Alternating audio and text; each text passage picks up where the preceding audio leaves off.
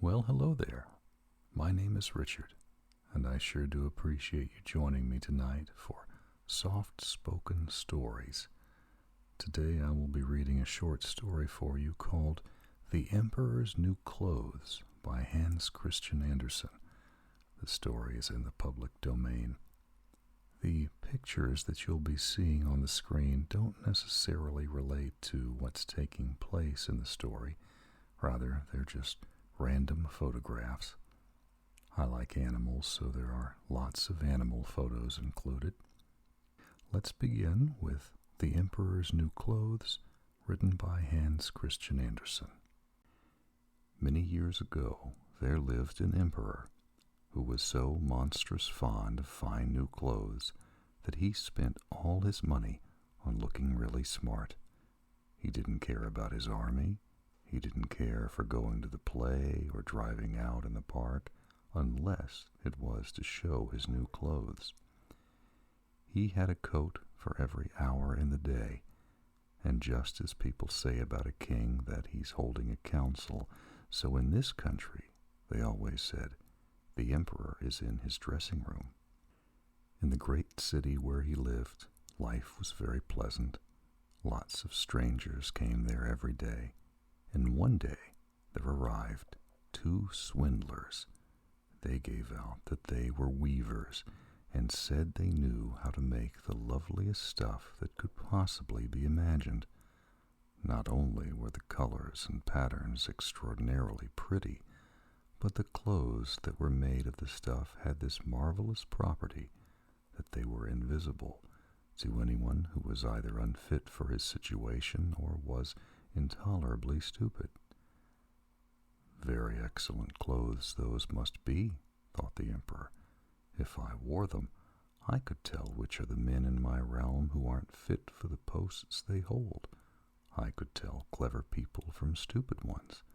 To be sure, that stuff must be made for me directly.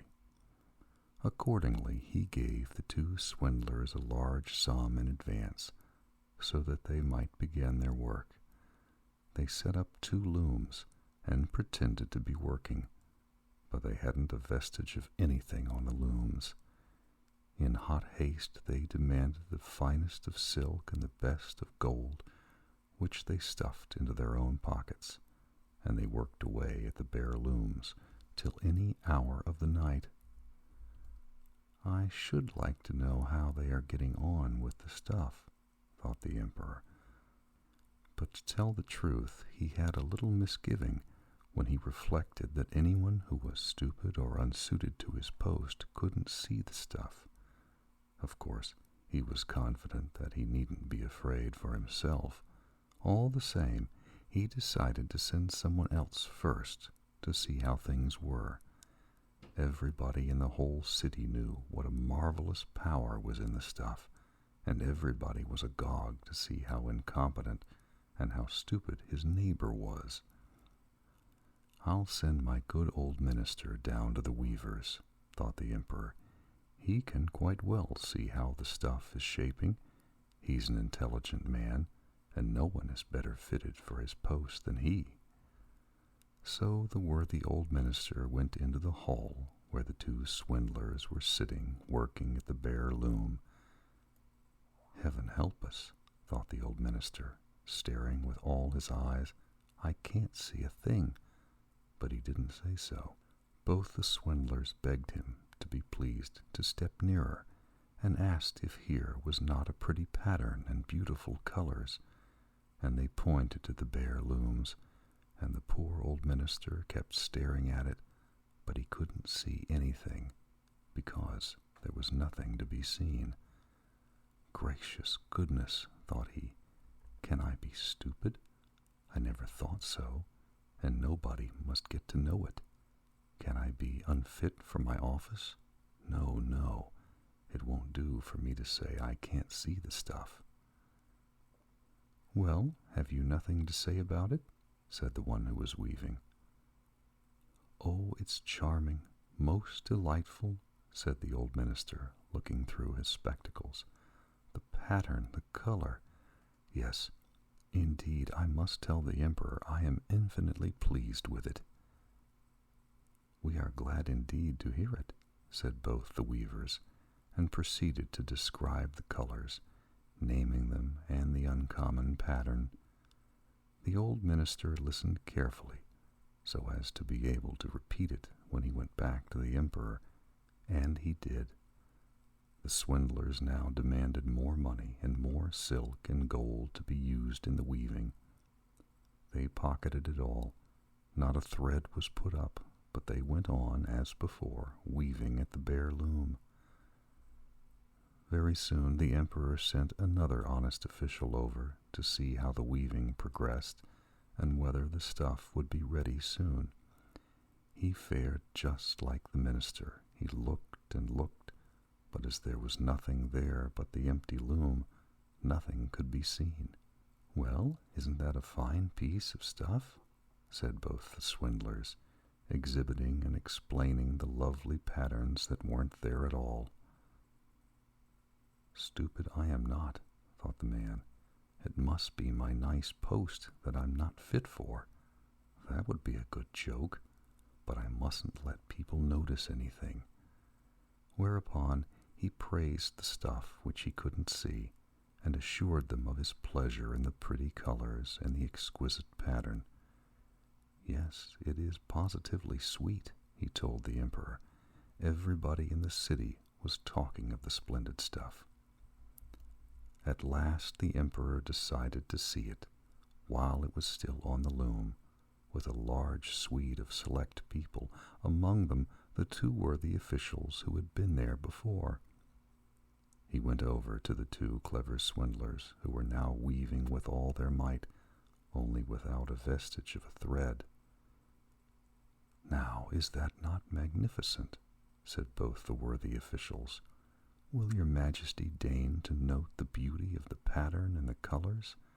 And they pointed to the bare loom, for they supposed that all the rest could certainly see the stuff. "What's the meaning of this?" thought the emperor. "I can't see a thing. This is terrible. Am I stupid? Am I not fit to be emperor? That would be the most frightful thing that could befall me." "Oh, it's very pretty. It has my all highest approval," said he, nodding complacently and gazing on the empty loom. Of course, he wouldn't say he could see nothing. The whole of the suite he had with him looked and looked, but got no more out of that than the rest. However, they said, as the emperor had said, "Oh, it's very pretty," and they advised him to put on this splendid new stuff for the first time, on the occasion of a great procession which was to take place shortly. Magnificent, exquisite, excellent went from mouth to mouth. The whole company was in the highest state of gratification. The emperor gave each of the swindlers a knight's cross to hang in his buttonhole, and the title of Gentleman in Weaving.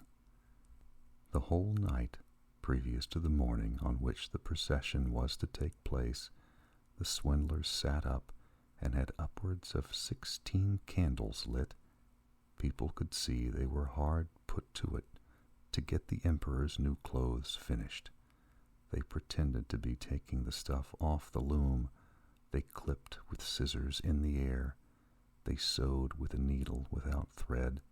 And finally they said, "Look now, the clothes are finished." The emperor, with the noblest of his personal attendants, came thither himself. Each of the swindlers raised an arm in the air as if holding something up, and said, "See, here are the hose, this is the coat, this is the mantle," and so on. It is as light as a spider's web. You would think you had nothing whatever on, but that is, of course, the beauty of it. "Yes," said all the attendants, but they couldn't see anything, for there was nothing to be seen.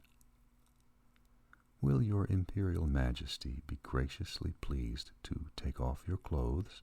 said the swindlers. "We can then put the new ones upon you here, before the large mirror."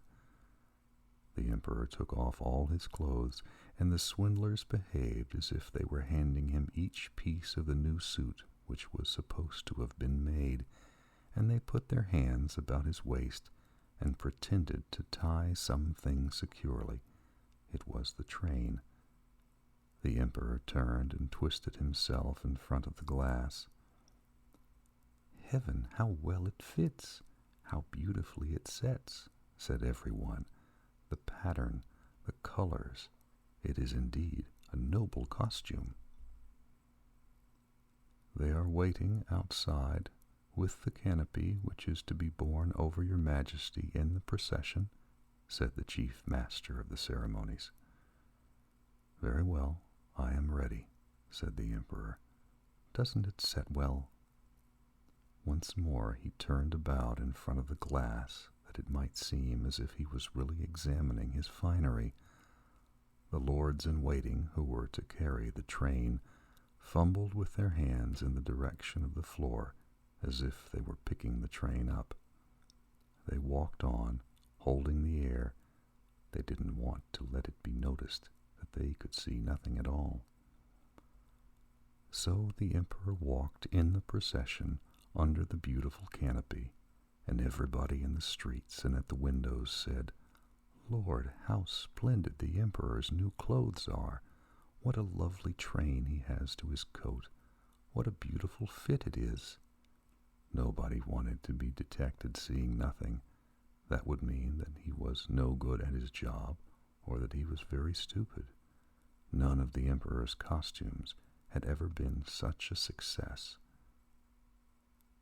"But he hasn't got anything on," said a little child.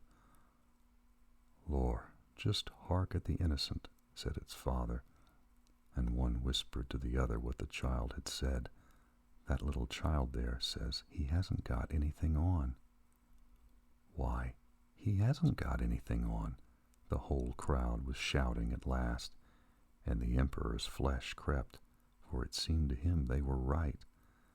But all the same, he thought to himself, I must go through with the procession. So he held himself more proudly than before, and the lords-in-waiting walked on bearing the train that wasn't there. And that was The Emperor's New Clothes by Hans Christian Andersen. We'll stop there for tonight. This is Richard saying thanks very much for listening. You have a good evening, and I look forward to reading to you next time.